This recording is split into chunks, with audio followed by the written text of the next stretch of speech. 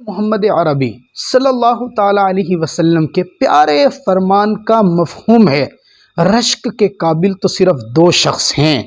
ایک وہ جسے میرے اللہ نے قرآن کی دولت عطا کی اور وہ راتوں کو اٹھ کر تنہائی کے وقت میں مزے سے مصلی پر کھڑا ہو کر میرے رب کے قرآن کو پڑھتا ہے، سبحان اللہ۔ اور ایک دوسرا وہ شخص جسے میرے اللہ نے مال عطا کیا،